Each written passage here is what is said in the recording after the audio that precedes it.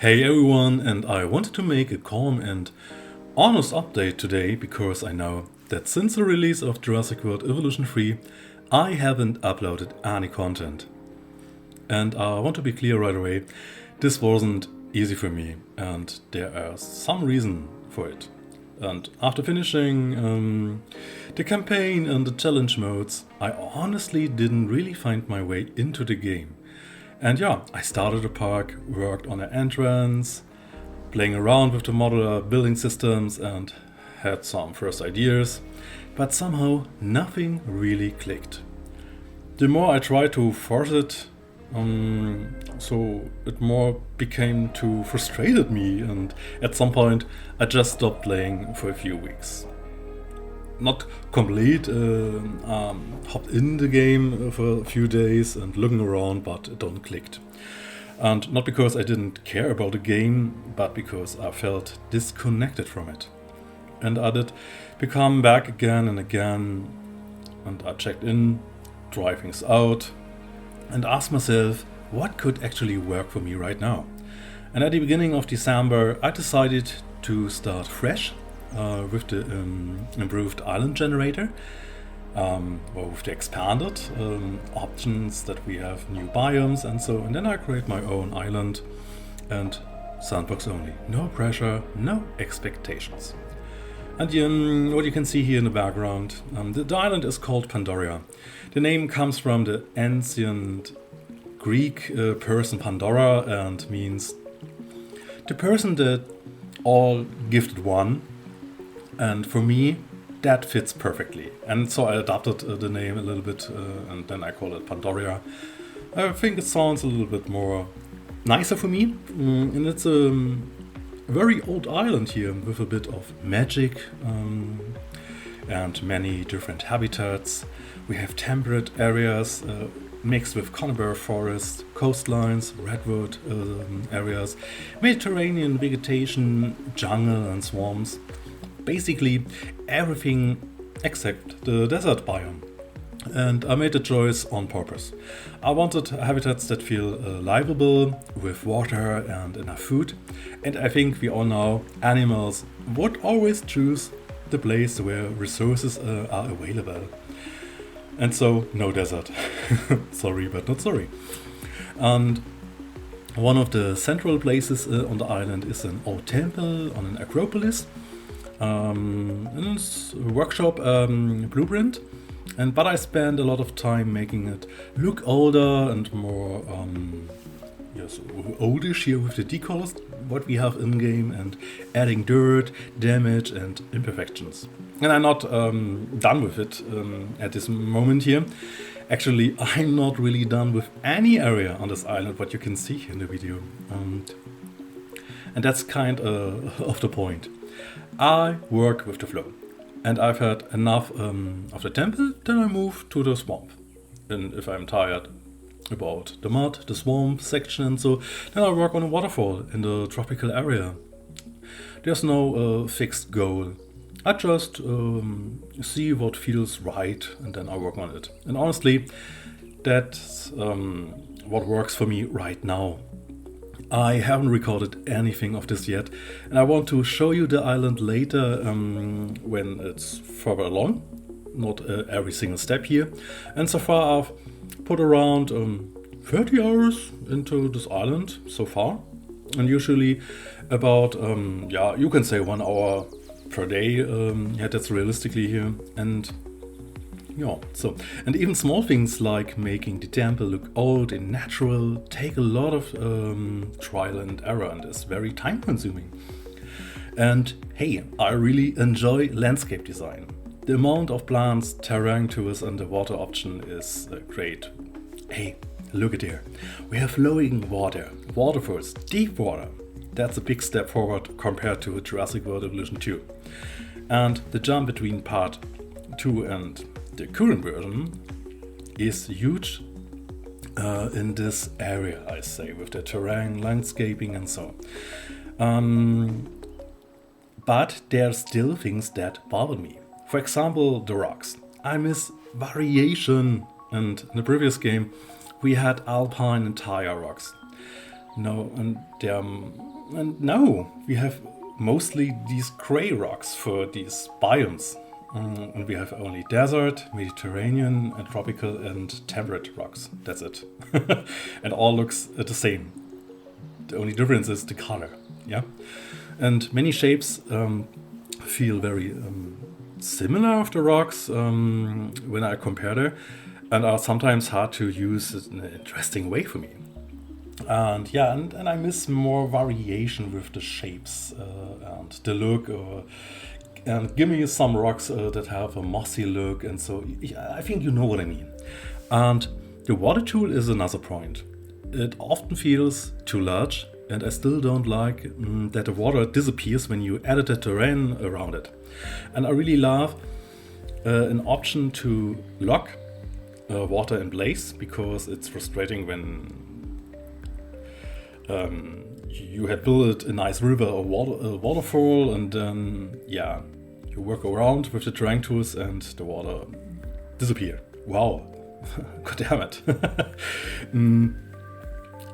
Just to be clear, this is not meant to be a big rant or a full review video about my pro and cons for Jurassic World Evolution 3. The main reason for this video is to explain why I've been quiet. But I can completely avoid one topic, modular building. I don't want to go too deep into there in this video, but I need to be honest, it slowed me down a lot. The learning curve is steep, and the game shifts more towards planning and architecture. Even for I built a lot with mods in Jurassic World Evolution 2, it feels much harder for me here. That's one of the reasons I didn't continue with a full park project at the moment. And what I really like is the option to turn collisions on and off for plants and rocks and so on. That's a great feature. But I'm still disappointed with how herbivore feeding is handled. In the campaign, it even felt like herbivores needed more food than before, and visually it's very repetitive. And I wish that we have more variation with the paleo feeding system, maybe something closer to what we see with plant feeding systems in Prehistoric Kingdom. And that leads to an important point. Jurassic World games were never meant to be super deep or fully realistic, and that's okay. But because I really miss older systems like the feeders from Jurassic World Evolution 1 for the dinosaurs. They helped sell that zoo feeling much better. And right now, the mix of systems feels only half finished to me.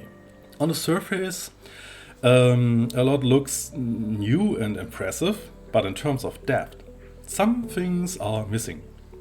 And guests still feel lifeless again.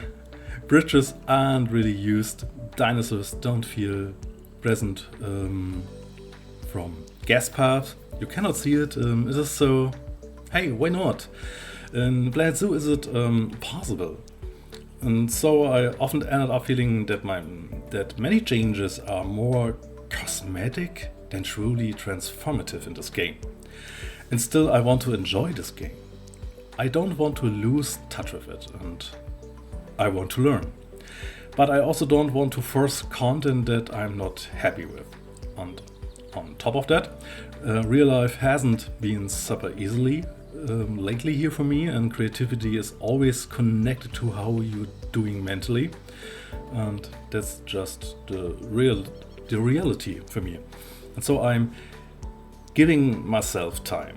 I'm watching the updates, and I really hope the game will grow in depth and detail over the time. And for now, I'm working calmly on this island. No guests, no dinosaurs yet. Also for performance reason, and because I haven't been distracted here with the performance. It's okay. The performance is fine, but I get distracted way too fast if I have dinosaurs here on my island at the moment, and they're already running around. Then I've been watching only the dinosaurs and not building on the landscape and so on. And in the end, the island will be uploaded to the workshop at some day, just not yet. and only it feels right, then I will just upload it. And yeah, before I wrap this up, I also want to quickly explain why this video is in English and not in German. And even thought I mentioned before that I might switching my languages for the future of my channel. The simple reason is a lot of you found my channel through English content, and many of you are used to watching my videos in English, and I didn't want anyone to feel left out or disconnected with my statement video here. And this video is meant to reach everyone here who has been following my journey with this game, and no matter where you're from. And I also want to say this very clearly: everything I share today is just my perspective. Your experience with the game can be very different, and that's completely okay. And some people love the new system, some people struggle with them, and many are still figuring things out. That's normal. I feel the same. And my honest advice is, take your time. Don't rush yourself. Build your own opinion, not based on hype or frustration, but on what actually feels right for you. Facts matter, yes, but your gut feeling matters too. And if you need a break, that's fine. Games are supposed to be enjoyable, not stressful. And I really hope that in the meantime you were able to enjoy the game in your own way, discover things that inspired you, and maybe even fall in love with parts of it that I'm still learning to appreciate.